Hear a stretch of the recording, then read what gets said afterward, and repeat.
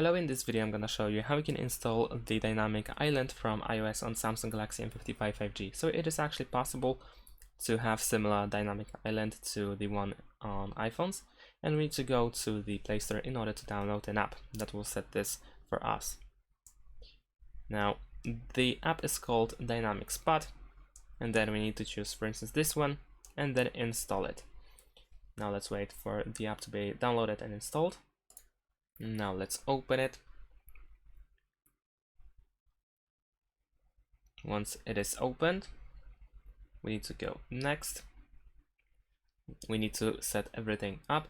So over here we can select which apps can be shown in the pop-up. So if you go over here, you can for instance select all and then go back. Now we need to grant notification access. Over here we need to select Dynamic Spot, so tap on it, allow, draw on screen, press allow, one more time, go next, and then over here we need to go to the to installed apps, then go to Dynamic Spot and then turn it on, then allow, and there we go. Now we can press done and the Dynamic Island should be now installed. And there we go. This is how it looks like. We have the Dynamic Island from iOS. Thanks for watching. Leave a like and subscribe to my channel, and see you in my next videos. Bye.